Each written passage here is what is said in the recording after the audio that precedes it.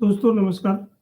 पिछले दिनों हम लोगों ने बात की थी कि किस तरह हमारा शरीर बाहर की जो हमारी अनुभूतियाँ होती हैं, बाहर की जो घटनाएँ हैं, उनको हम किस तरह से अपने अंदर परसीव करते हैं, किस तरह से उसके बारे में हम निष्कर्ष निकालते हैं, उससे हमारा शरीर प्रतिक्रिया करता है। इसी बात को अगर हम और आगे देखें, तो हमारे शरीर में क्या होता है कि एक बेसिक रिस्पॉन्स होता है जिसको जिजीप्सा या जीने की इच्छा के लिए होता है।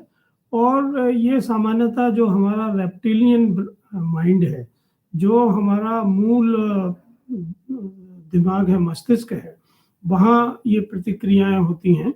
और इन प्रतिक्रियाओं का केवल एक ही मतलब होता है कि हम शरीर को जिंदा रखें, हम शरीर को बाहरी हर खतरे से बचाएं।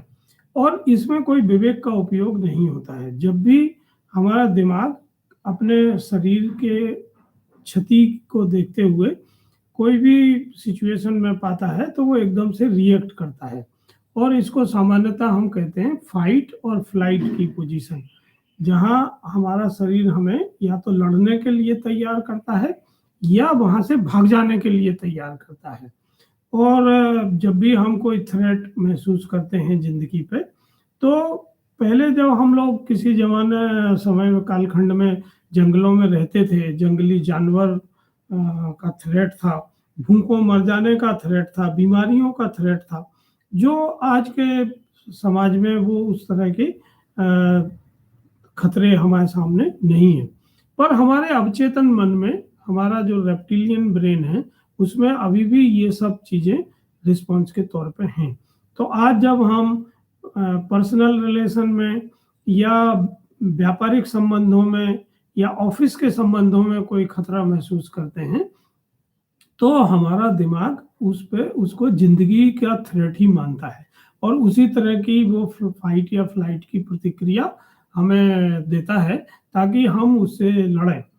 अब जब ये फाइट और फ्लाइट की प्रतिक्रिया होती है, तो मन करता क्या है? मन बहुत सारे केमिकल छोड़ने के लिए सिग्नल भेजता है और उसमें मेन केमिकल होता है एड्रेनल। तो जो एड्रेनल ग्लैंड्स हैं, जो हमारी किडनी के ऊपर होती हैं, वहाँ जब ये सिग्नल जाता है तो वो एड्रेनल हार्मोन हमारे ब्लड में आ जाता है और एड्रेनल हार्मोन हमें फाइट या फ्लाइट के लिए तैयार करता है, जिसमें हमारे शरीर का तापमान बढ़ जाता है, हमारी सांसें बढ़ जाती हैं, हमारी हार्ट बीट बढ़ जाती है, हम बहुत एनर्जेटिक फील करने लगते हैं और हम फिर प्रतिक्रिया देने के लिए तैयार होते हैं। अब जब ये थ्रेट रियल होती है, तब तो ये थ्रेट बहुत काम की होती है। पर जब ये थ्रेट रियल ना होके साइकोलॉजिकल होती है, जो आजकल हो रही है, तो ये बहुत काम की नहीं होती है। क्योंकि साइकोलॉजिकल थ्रेट जो है वो हम परसीव कर रहे हैं, हम उसके बारे में वैसा सोच रहे हैं, दुनिया में वैसा थ्रेट है नहीं, या हम भविष्य में अपनी किसी हानि को लेके परेशान हैं। अभी वो हुआ नहीं है, हो सकता है भविष्य में वो घटना ना भी हो, पर हमारे मन में वो प्रतिक्रिया आ जाती है। तो एड्रेनल एक सीमित मात्रा में शरीर में रहना बहुत आवश्यक है। वही हमें काम करने के लिए प्रेरित करता है, वही हमारे शरीर को तैयार करता है। पर लंबे समय तक जब बहुत हाई लेवल का एड्रेनल हमारे शरीर में रहता है, तो हमारा जो स्नायु तंत्र है वो ऐसे तना रहता है, पूरा टाइट रहता है। आप देखेंगे कि जब भी आप किसी मानसिक अशांति का शिकार हैं या तनाव में हैं, तो आपके पेट के चारों तरफ तनाव बढ़ जाता है, आपका पेट थोड़ा टाइट हो जाता है, फूल जाता है और वहाँ आप वजन, भारीपन महसूस करने लगते हैं। तो ये जितने यहाँ शरीर के ऑर्गन्स हैं, वो भी सब तनाव में रहते हैं। तो लंबे समय तक जब कोई चीज तनाव में रहेगी, तो उसके दुष्परिणाम होते हैं। और सबसे बड़ा दुष्परिणाम ये होता है कि हमारी रोग प्रतिरोधी क्षमता कम हो जाती है। धीरे धीरे धीरे हम रोग प्रतिरोधी क्षमता कम होने से कई तरह के रोग हमें घेरने लगते हैं।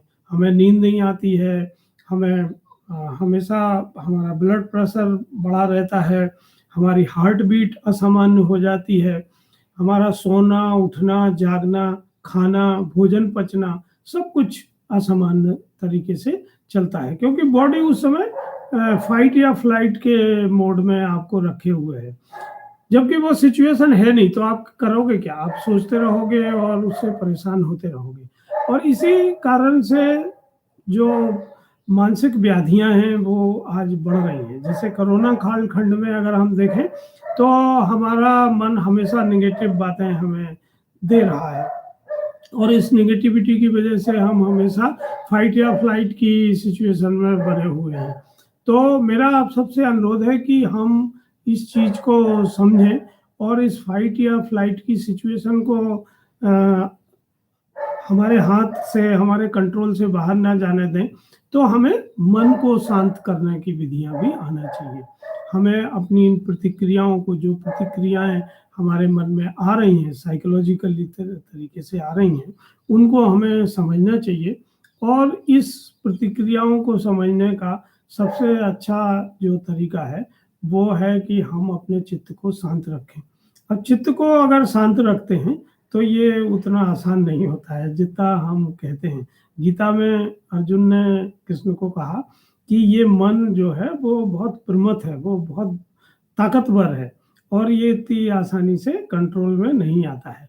तो कृष्ण ने अर्जुन को कहा कि नहीं, देखो मन भी कंट्रोल में आ सकता है, पर इसके लिए दो चीजों की जरूरत है। एक है वैराग्य और दूसरा है अभ्यास।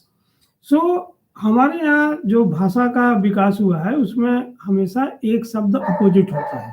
जैसे एक चीज है राग, किसी चीज से हमारा लगाव होना, अतिशय लगाव होना, उसको हम कहते हैं राग। जब उस चीज का राग हमें दुख देने लगता है तो वो हम चीज छोड़ देते हैं और उसको हम कहते हैं विराग।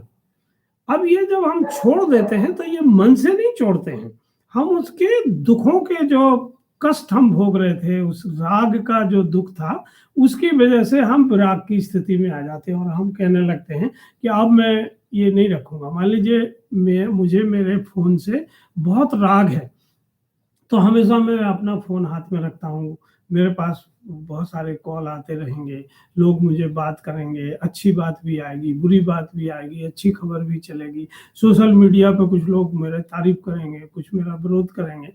तो मुझे लगने लगेगा कि यार ये फोन बहुत झंझट की जड़ है और ये फोन को मैं अब नहीं रखूंगा। तो मैं क्या कह रहा हूँ, मैं विराग की स्थिति में जा रहा हूँ और मैंने फोन छोड़ दिया। पर फोन से मेरा मोह खत्म नहीं हुआ। आप साइकोलॉजिकली इसको समझिए कि अब चेतन में आपके दिमाग में वो मोह अभी भी है, वो छूटा नहीं है, केवल वो विपरीत दिशा में चला गया है। पर हिंदुस्तान में जो मनीषी हैं उनने एक बीच का रास्ता निकाला, जिसको बुद्ध धर्म में कहते हैं मध्यम निकाय, जिसको बाकी जगह कहते हैं गोल्डन पॉइंट, जो बीच की स्थिति है, जहां आपको जैन धर्म और बुद्ध धर्म में इस पर बहुत काम हुआ है। और ये बीच का बिंदु है जहां आप में ना राग है ना आप में विराग है। इसी को कृष्ण कहते हैं वैराग्य। वैराग्य का मतलब कोई चीज छोड़ के जाना नहीं है, बल्कि साइकोलॉजिकली जो आपकी आसक्ति है उस आसक्ति को साइकोलॉजिकली ही खत्म करना है।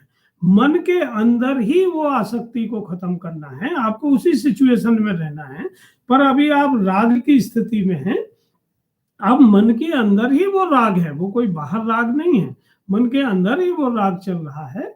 अब उसी मन के अंदर के राग को हमें वैराग्य में बदलना है, हमें विराग में नहीं जाना है, हमें उसको छोड़ना नहीं है, हमें उसको मन के अंदर ही बदलना है। अगर हम मन के अंदर वो बदलाव ले आते हैं तो हम देखेंगे कि जो उस वस्तु की या व्यक्ति की या उस परिस्थिति के होने से हमें दुख हो रहा था, वो दुख होना बंद हो जाता है। तो इस अवस्था को पाने के लिए अब ये कहाँ से शुरू होता है? देखिए, ये है अनुभूति के लेवल पे। अनुभूति में आप कुछ नहीं कर सकते क्योंकि वो बहुत बारीक चीज है, आप अनुभूति को बदल नहीं सकते। पर अनुभूति कहाँ से आती है? वो आती है मस्तिष्क से, जो विचार से आती है। अब विचार को भी आप नहीं बदल सकते। फिर विचार कहाँ से जुड़ रहा है शरीर से? कि वो सांस से जुड़ रहा है, और सांस कहाँ मन से जुड़ती है, वो शरीर के साथ जुड़ती है। तो शरीर जो है वो बहुत ठोस चीज है और अनुभूति जो है वो सबसे सूक्ष्म चीज है। तो आप अगर सबसे सूक्ष्म से शुरू करेंगे तो वो आपके पकड़ में नहीं आएगी, पर अगर आप शरीर से कोई चीज शुरू करते हैं तो वो आपके पकड़ में आती है। तो शरीर से कैसे शुरू कर सकते हैं? शरीर को पहले हम एक आसन में दृढ़ करना सीखें, एक पोस्चर में दृढ़ करना सीखें। और इसके लिए जरूरी नहीं है कि हम पद्मासन ही लगा के बैठें, इसको कहते हैं सुख आसन, मतलब जिसमें आप तकलीफ में नहीं हैं, उस तरह के आसन में अगर आप अपना शरीर को स्थिर करते हैं तो जैसे आप देखेंगे कि आपका शरीर हर परिस्थिति में एक शेप लेता है। जब आप गुस्से में होते हैं तो आपके शरीर का एक अलग तरह का शेप होता है, जब आप प्रेम में होते हैं तो आपके शरीर का एक अलग तरह का शेप होता है। इसी तरह जब आप गुस्से में होते हैं तो आपकी सांस की गति अलग होती है, जब आप प्रेम में या सुख में होते हैं तो आपकी सांस की गति अलग होती है। तो इसी को आपको समझना है। ये आप रोज देख रहे हैं हो रहा है, पर अभी ये अनकॉन्शियसली हो रहा है। अभी आपकी चेतना या आपका ध्यान अपने शरीर की इन प्रतिक्रियाओं पर नहीं होता है। तो जैसे ही आप शरीर को एक पोस्चर में दृढ़ करते हैं, इसको योग में कहते हैं दृढ़ आसन, तो वो कुर्सी पर बैठ के भी हो सकता है, वो शवासन में भी बैठ के हो सकता है, वो पद्मासन में भी बैठ के हो सकता है, पर शर्त यह है कि रीढ़ की हड्डी आपकी सीधी होना चाहिए। तो जैसे ही रीढ़ की हड्डी आपकी सीधी होती है और शरीर एक सुख आसन में होता है और हिलता डुलता नहीं है, तो सबसे पहले आपको ये अभ्यास करना है। अगर आप ये अभ्यास कर लेते हैं और आपका शरीर हिलता डुलता नहीं है, क्योंकि ये बहुत कठिन है, अभी शरीर हिलता डुलता है, आप देखेंगे कई लोगों का ऐसे हाथ हिलता रहता है, कोई पांव हिलाता है, कोई सर ऐसे हिलाता रहता है, और वो बात भी कर रहे हैं, वो अनकॉन्शियसली हो रहा है, क्योंकि ये उनके शरीर में प्रतिक्रिया। अब उनको आप कहोगे कि वो दृढ़ शरीर में बैठे, तो आप देखेंगे कि उनको खुजलाहट होने लगेगी, उनको खांसी आएगी, उनको छींक आएगी, उनको चींटियां काटेंगी, इस तरह की बहुत सारी शरीर प्रतिक्रिया करता है। पर जब धीरे धीरे हम इस प्रतिक्रिया को सहन करने की क्षमता बढ़ाते जाते हैं तो शरीर की ये प्रतिक्रियाएं कम होती जाती हैं और किसी काल अभ्यास में ये खत्म हो जाती है। जब ये खत्म हो जाएगी और आपका शरीर एक दृढ़ आसन में बैठने का अभ्यासी होगा, तो आप देखेंगे कि आपकी जो सांस अभी असामान्य रूप से चल रही है, वो सांस सम होती है। अभी जब हम तनाव में होते हैं तो हमारी सांस बहुत उथली होती है, या तो हमें गले तक सांस लगती है या बहुत करके आधे छाती तक सांस लगती है। पर अगर आप छोटे बच्चे को देखें, कभी भी जो 3-4 महीने का, 5 महीने का, 6 महीने का बच्चा सो रहा है, तो आप देखेंगे वो सांस पेट से ले रहा है, उसकी नाभि ऊपर नीचे हो रही है, ठीक है। तो सांस हमेशा नाभि से आना चाहिए। अगर आप सामान्य स्थिति में हैं, आपका शरीर तनाव में नहीं है, तो आपकी सांस सामान्य स्थिति में नाभि से आएगी और नाभि तक छूट के जाएगी, और ये एक चक्र चलता है। तो जैसे ही आपका शरीर दृढ़ होता है, वैसे ही ये सांस अपने स्वाभाविक प्रतिक्रिया में आ जाती है। जब सांस स्वाभाविक प्रतिक्रिया में आएगी तो आपके अंदर जो केमिकल रिएक्शंस हो रहे हैं वो अपने आप सम होने लगेंगे, और सम होने से उसको आयुर्वेद में कहते हैं कि आपका पित्त शांत हो जाएगा। आपका जो 3 गुण हम कहते हैं, वात, पित्त और शीत, ये सब सम हो जाएगा। तो ये सम होने से क्या होगा कि आपका जो केमिकल रिएक्शन है वो धीरे धीरे शांत हो जाएगा। जैसे जैसे केमिकल रिएक्शन शांत होगा तो आपका शरीर एक भारहीनता महसूस करता है। अभी शरीर अगर स्वस्थ है, स्वस्थ हम किसको कहते हैं? जब तक शरीर का कोई अंग हमें महसूस नहीं होता है तब तक वो अंग स्वस्थ है। अगर शरीर भी हमें महसूस नहीं हो रहा है तो शरीर स्वस्थ है, वो बिल्कुल नेचर के हिसाब से चल रहा है। तो ये चित्त शांत होगा, केमिकल रिएक्शन शांत होंगे, तो आप देखेंगे कि धीरे धीरे आप अपनी अनुभूति, अपने विचारों को बदल रहे हैं। आपके विचार कम होते जाते हैं, उसको आपको कुछ करना नहीं है, वो अपने आप कम होते जाते हैं। नेगेटिव विचार धीरे धीरे आपके कम होते जाएंगे। अगर आप कुछ करने जाएंगे तो दिक्कत होगी, क्योंकि ये करने से नहीं होगा, ये अभ्यास की जरूरत होती है और यही विराग की जरूरत है। देखिए, अभी आपका राग शरीर के साथ है, आपका राग अपने अहंकार के साथ है, अपनी पर्सनैलिटी के साथ है। यहाँ विराग की जरूरत है। यहाँ आप ये देखने लगेंगे कि आप दो हैं, आप एक नहीं है। एक आपका शरीर है और एक वो है जो शरीर को महसूस कर रहा है। और ये दूरी जैसे जैसे बढ़ती जाएगी वैसे वैसे आप देखेंगे कि वैराग्य आप में घटित होता है। तो आप संसार में रहते हुए भी संसार के प्रति वैसी प्रतिक्रिया अपने अंदर नहीं करते हैं, क्योंकि बाहर आप कुछ बदल नहीं सकते। बाहर जो कृष्ण कहते हैं कि प्रकृति के जो गुण हैं वो प्रकृति के गुण ही इसको चला रहे हैं, इसमें कोई किसी का हाथ नहीं है। और ये रजस, तमोगुण और ये सब जो गुण हैं तीनों, ये इसको चला रहे हैं प्रकृति को। तो उसमें आप कुछ कर नहीं सकते, प्रकृति अपने नियमों से चलती है। अगर आप अनकॉन्शियसली चलते हैं और आप सीढ़ी ठीक से नहीं उतर रहे हैं और आप गिर जाते हैं, तो वहाँ जो गुरुत्वाकर्षण का सिद्धांत है वो आपकी हड्डी तोड़ देता है, आपको गिरा देता है। अब हम क्या कहते हैं, अरे हमारा तो पुराने जन्म का कर्म था इसलिए हमारी हड्डी टूट गई। ऐसा नहीं है। प्रकृति का जो प्राकृतिक नियम है वो काम कर रहा है। तो हमें ये सब चीजों को समझना है और हमें अपने शरीर के साथ अभ्यास शुरू करना है। अगर कोरोना कालखंड के इस समय का आप इसमें उपयोग करना चाहते हैं तो मुझे लगता है कि ये बहुत उपयोगी है। देखिए, मैं कोई मोक्ष की या कोई स्वर्ग की बात नहीं आपसे कह रहा हूँ। मैं ये भी नहीं कह रहा हूँ कि अगला जन्म क्या होगा। मैं ये कह रहा हूँ कि ये जन्म, ये जो जिंदगी आप जी रहे हैं, ये सुखपूर्वक कैसे जिए, आपका शरीर बिना निरोग रहे, बिना रोग रहे, कैसे निरोगी रहे, ये प्रयास हमें करना चाहिए। और इसका अभ्यास इस कोरोना कालखंड में अगर हम करते हैं तो ये एक अच्छा समय है जो प्रकृति ने हमें दिया है। और बजाय इसको नेगेटिव विचारों में खत्म करने के बजाय पूरे समय टीवी पे न्यूज की चैनल देखने से या यूट्यूब या सोशल मीडिया पे काम करने से बेहतर है कि हम अपने ऊपर कुछ काम करें और इस समय का फायदा लें। तो मुझे लगता है कि जो आपकी जिंदगी है वो आप सुखपूर्वक जी सकते हैं, और इसी को हम वैराग्य और अभ्यास कहते हैं।